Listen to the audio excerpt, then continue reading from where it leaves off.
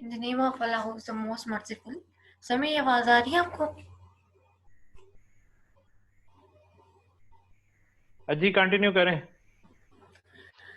In the name of Allah who is the most merciful and the most beneficent. Assalamu alaikum. First of all, let me introduce myself. My name is Maham Afzal from BSBT and my roll number is 038. Today my topic is chemistry of coal. So first of all, what is coal? Coal is combustible black or brownish sedimentary rock formed as rock strata called coal seams. So first of all, what are coal seams? Coal seam is dark brownish or black bonded of coal visible in the layer of rock. So coal is mostly carbon with a variable amount of other elements, chiefly hydrogen, sulfur, oxygen, and nitrogen. Again, it is called black coal as found in sedimentary strata. Sedimentary strata is a layer of soil. It contains carbon, volatile matter, moisture, and ash. In some cases, sulfur and phosphorus. It is mostly used for power generation and metallurgy. Coal reservoirs are 6 times greater than oil and petroleum reserves. Now next is Carboniferous coal. But what is Carboniferous coal? Most of the world coal was formed in Carboniferous age, which is 360 million years ago. 360 million years ago, Carboniferous age. The coal is best quality coal is Carboniferous era. Carboniferous age in term of absolute time, Carboniferous period began. When there is absolute time, the starting of Earth, Carboniferous era began, which is also called Paleozoic era, the era of dinosaurs. Approximately 358 million years ago from now, and ended in 296.8 million years ago.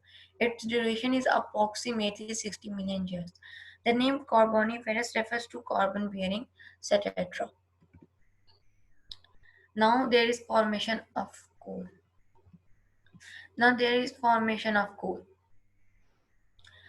Coal is formed when dead plant matter decay into peat and is covered into coal by heat and pressure. Deep rule over millions of years. Vast deposits of coal originate in form of fatlines called coal forests.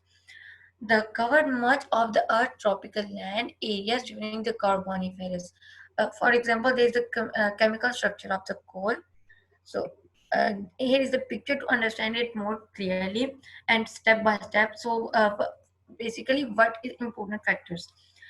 Important factors of the formation of coal is percentage of carbon in the coal depends upon the duration and the intensity of the heat and pressure on the coal. Carbon content depend upon the formation of more depth, more pressure, and heat. So by understanding step by step, this from the starting, basically coal formed million of the years ago when the earth was covered with giant ferns and mosses grew as plant. Some of the dead into the water swamp, and this process repeated. When several layers are formed, heat and pressure produce chemical and physical changes in the plant layer, which forced out oxygen and left rich carbon deposit. In time, material that has been plants has become coal. So moving, here is the types of coal: peat, lignite. We will discuss it in detail further. Jet, a compact form of lignite, sometimes polished, used as ornamental stone as upper paleontolic. Bituminous coal, whose properties range between those of lignite and those of bituminous coal, is used primarily as fuel, steam, electric power generation. Next is anthracite. Graphite. Graphite is difficult to engineer and not commonly used as fuel. It is most used in pencils or powder for lubrication. Next is cannel coal. Sometimes it is also called candle coal. Is a variety of fine-grained, high-rank coal with significant hydrogen content, which is primary of liptonite. And here is the stages of formation of coal. First stage is peat. Uh, Second is lignite. Third is bituminous coal, and fourth, which is more rare and which is best quality of coal, is called anthracite coal. So we'll discuss peat, first stage of transformation.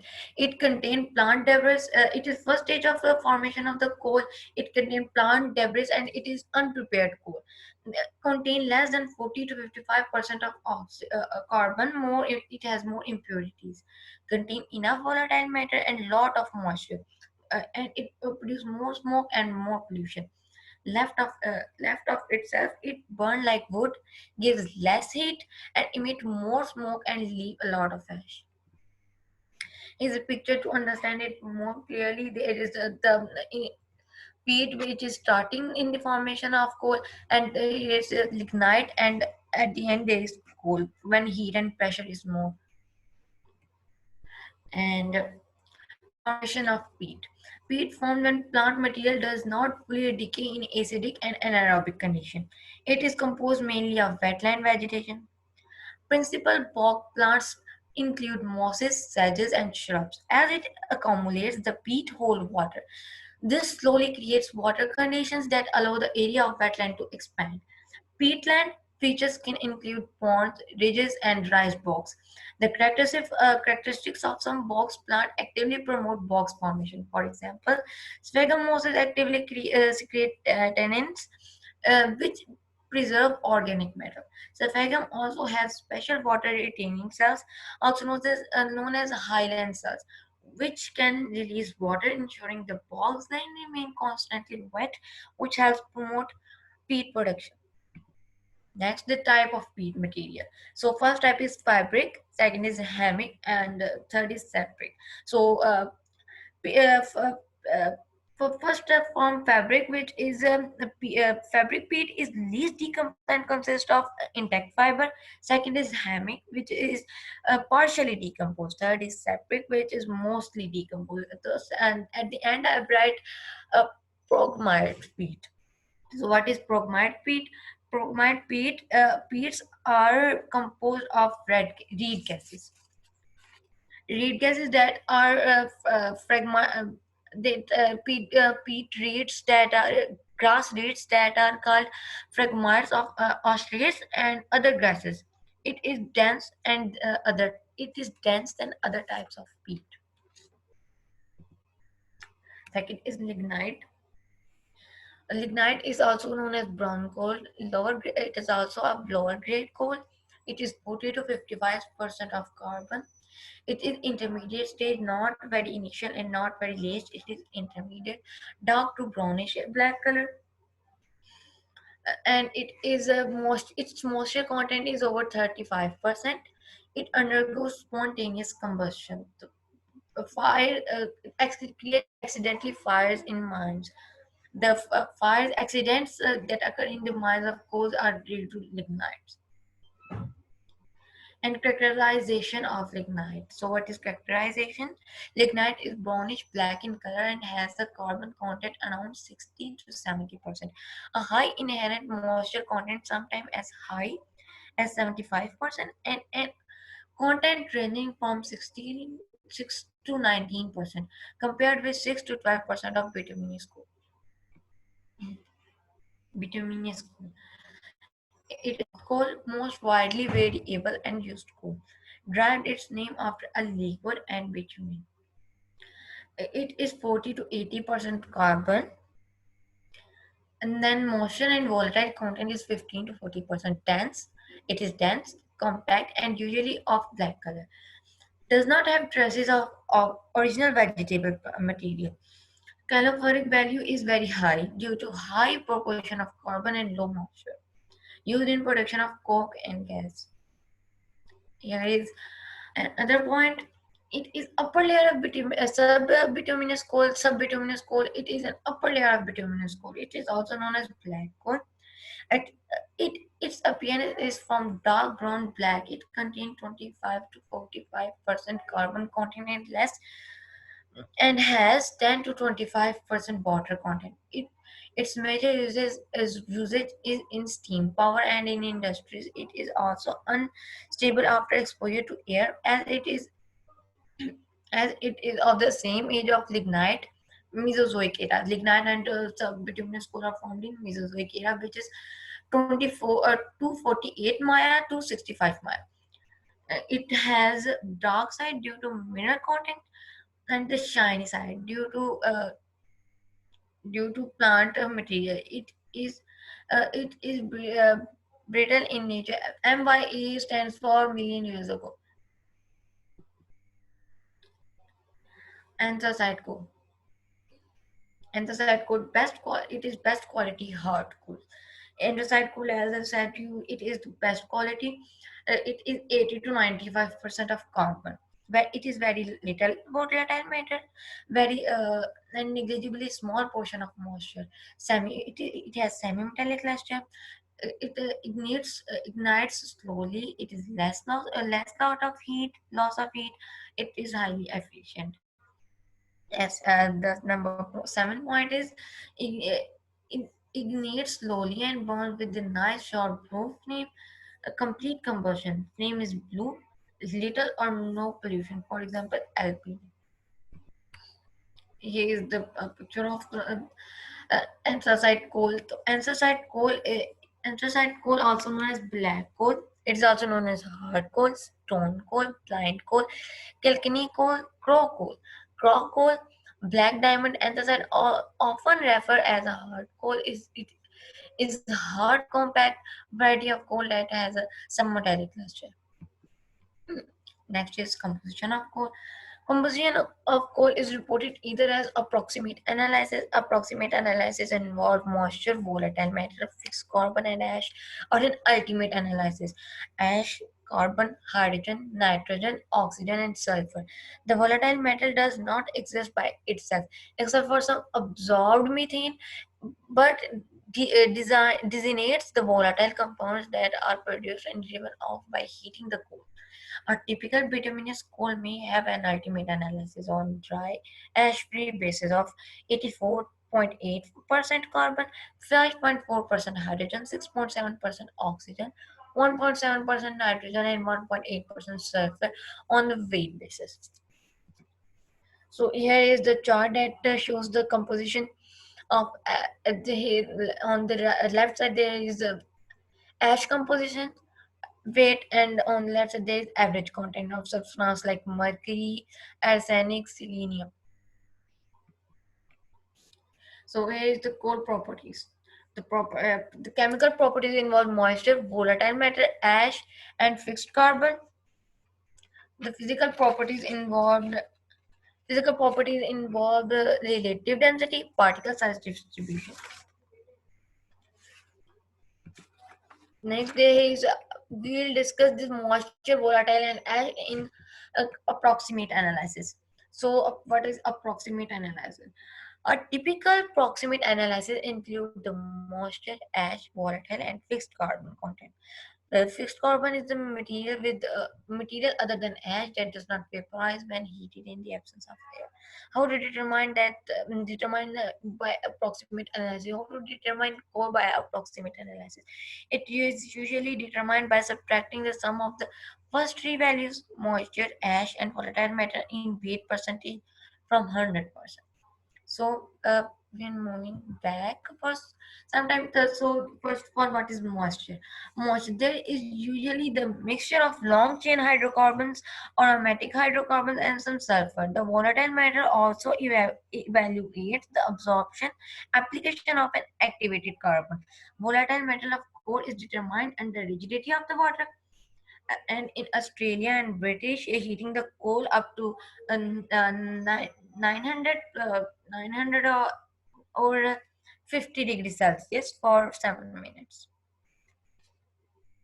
So, what is moisture? First of all, what is moisture? Moisture is the most important property of the coal, and coal is mined wet groundwater and other extraneous moisture is known as adventitious moisture and rigidity. Evaporated moisture held within the coal itself is called moisture that held within the coal is called inherent moisture. There is four forms of moisture held in the core.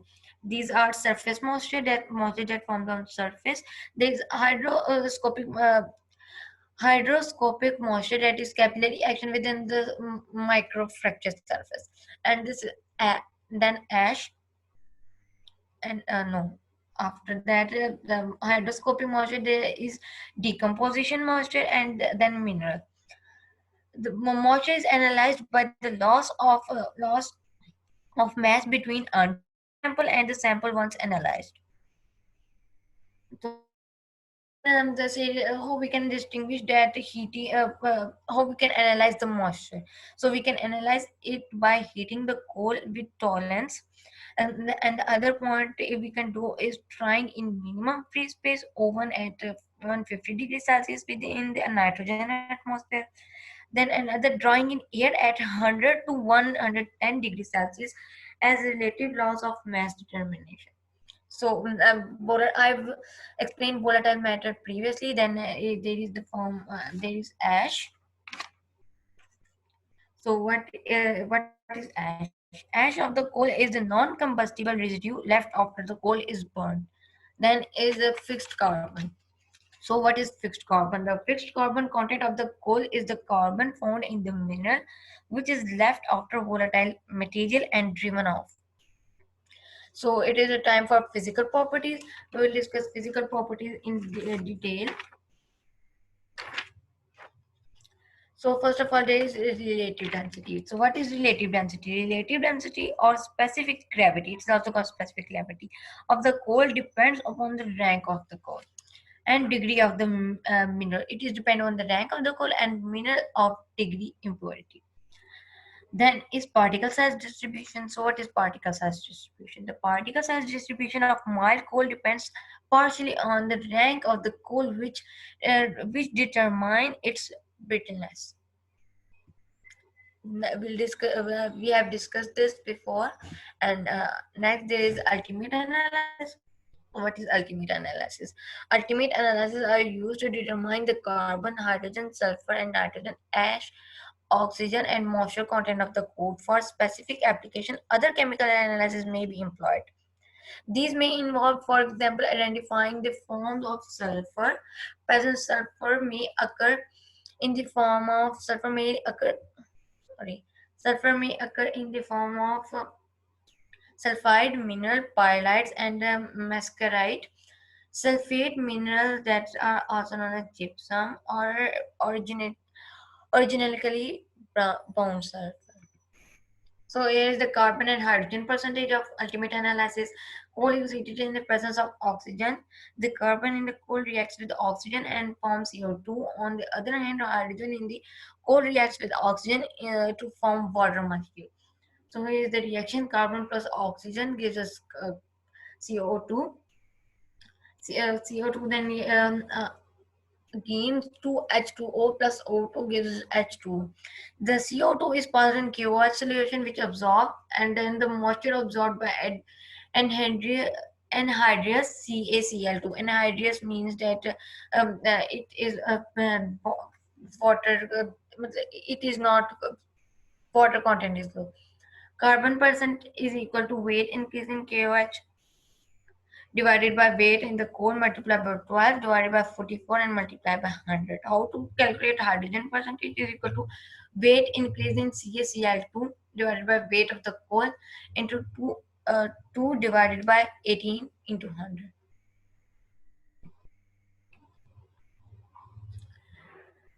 Then is nitrogen percentage. 1 gram of fine nitrogen powder is heated with concentrated H2SO4 and K2SO4. K2SO4 act as catalyst. Nitrogen coal reacts to form NH4 2SO4. So is the reaction 2N plus 3H2 plus H2SO4 gives us NH4 2SO4. This is ammonium sulfate. This ammonium sulfate is heated with excess NaOH solution which liberates NH3. This ammonia is being absorbed by the known volume of acid. So how we can calculate the nitrogen percentage is equal to volume of acid consumed multiplied by normality divided by weight of the coal into 14 into 100. Sulfur percentage. It is taken by bomb kilometer used after washing. Sulfur in the coal precipitate as BaSO4, which is filtered, ignited, and weighted. Sulfur percentage, how to calculate sulfur percentage is equal to weight of BaSO4 divided by weight of the coal into 32 divided by 233 into 100. 233 is the molar mass of BaSO4. So in ash percentage, we did not calculate ash percentage, we calculate the oxygen percentage. And how to calculate oxygen percentage? We have 100 minus percentage of carbon, percentage plus percentage of hydrogen, plus percentage of sulfur, plus percentage of nitrogen, plus percentage of ash. So the next point is gasification. So what is gasification? Gasification is a technological process that can convert any carbonaceous carbon-based raw material such as coal into fuel gas, also known as synthesis gas, which is called syngas for short. So for more detailing, gasification occurs in gasifer, generally a high temperature or pressure vessel when oxygen or air and steam are directly contacted with the coal or other feed material, causing the series of chemical reactions to occur that convert the feed to syngas and ash or slag. Ash or slag is mineral residue. Syngas is also called because of history of an intermediate in the production of synthetic natural gas composed primarily of the colorless, odorless, highly flammable gases, carbon monoxide, oxygen. Syngas has variety of uses. So it is a fundamental of gasification. Gasification is the partial oxidation process. The term partial oxidation is a relative term which simply means that less oxygen is used in gasification than would be required for combustion. Combustion, that is burning or complete oxidation. For the same amount of fuel, of the same amount. So it's a picture to understand it more clearly. So the reaction and transformation. The chemistry of gasification is quite complex and is accomplished through a series of physical transformation and chemical reaction within the gasifier. Dehydration, first of all, there's a point called dehydration. Any free water content of the feedstock evaporates, leaving dry material and evolving water vapor, which may enter later chemical reaction. Next is pyrolysis. This occurs in the feedstock, is exposed to rising temperature in the gasifer. Devolation and breaking of weaker chemical bonds occur, releasing volatile gases such as tar vapors, methane, and hydrogen, along with producing of high molecular weight. Char will undergo gasification reaction. So what is char? Char is the solid material that remain after light gases and tar have been driven out. And next is reaction and transformation. We are discussing it from previous slide, and here's combustion. The volatile products and some of the char reacts with limited oxygen to form carbon dioxide, carbon monoxide, and in doing so provide the heat needed for subsequent gasification reaction. The next point is gasification. The remaining char reacts with CO2 and steam and produce CO and hydrogen. Next point is water gas shift and methanation. There are separate reversible gas phases reaction taking place simultaneously based on gasifier condition. There are minor reactions which play a small role within the gasifier. Depending on the desired product, the same gas may undergo further water gas shift, the methanation process downstream from the gasifier. So here's the reaction of step by step. First of all, coal gasification with oxygen, carbon plus 1 by 2 oxygen, O2, and then CO. Then it forms CO2. Then combustion with oxygen, C plus O2 gives us CO2. Gasification with carbon dioxide, C plus CO2 gives us 2CO. Then gasification with steam, C plus H2O gives us CO plus H2. Then gasification with hydrogen, C plus 2H2O gives us CH4. Then water gas shift, so, which occurs steam, CO plus H2O gives us H2 plus CO2. Then methanation, CO plus 3H2 gives us CH4 plus H2. So on the right side there is gasified gas composition volume percentage. Hydrogen percentage range from 25 to 30%. Then CO from 30 to 60%, CO2 from 50 to 15%, H2 means water from 20 to 30%, CH4 from 0 to 5%, H2S from 0.2 to 1%, COS from 0 to 0.1%, and 2 from 0.5 to 4%, ER from 0.2 to 1%. Then on the last is 4 NH4 NH3 plus HCN from 0 to 0.39%, 0.3%. Then there is some combustion reactions. Combustion reactions are number one is carbon plus 1 by 2 O2 gives us CO2. CO only, then CO plus 1 by 2 O2 gives us CO2, then H2 plus 1 by 2 O2 gives us H2O. Then at the last, we have the point of coal as the fuel to generate electricity. How coal produce generate electricity? Here is the two options, that is power plant combustion and other is pre-combustion treatment. So first of all, what is power plant combustion? Coal burned as a solid fuel in the coal power station to generate electricity is called thermal coal. The coal that is used is called thermal coal.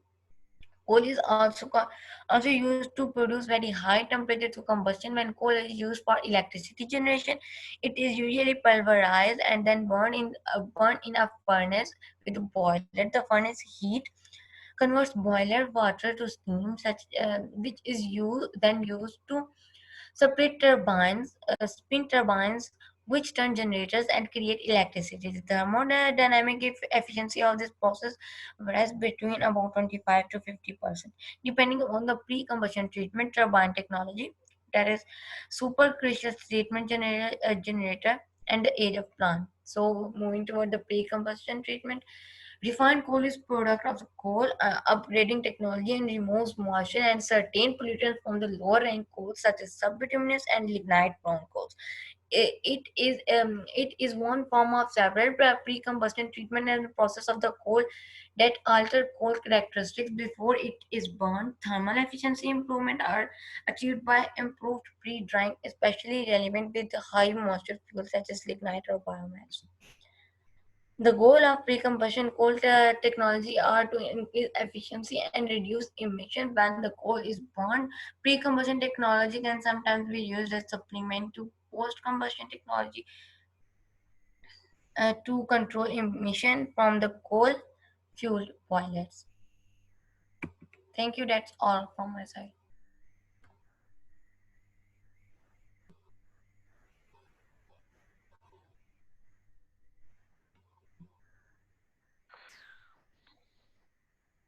चले जी महम, आपने अच्छी presentation दी है। मैं बाकियों को थोड़ा सा इसको आपकी कुछ चीज़ें आपने क्लियर नहीं की, मैं ज़रा वो डिस्कस कर लूँ। एक तो ये था कि ये जो हम कोल की टाइप्स हैं, बाज़ बुक्स में 4 हैं, बाज़ में 5 हैं, और पीट को बाज़ इसमें लेते हैं। पीट और लिग्नाइट जो है ये एक ही समझा जाता है, बाज़ बुक्स में 2 डिफरेंट भी हैं। बिटुमिनस और सब बिटुमिनस को भी कुछ बुक्स में एक कैटेगरी में लिया गया है, लेकिन कुछ बुक्स में इसको अलग अलग भी कहा जाता है। एंथ्रासाइड जो है वो हाई क्वालिटी कोल है, और एक और टर्म होती है कोल में, वो कोक का लफ्ज इस्तेमाल होता है।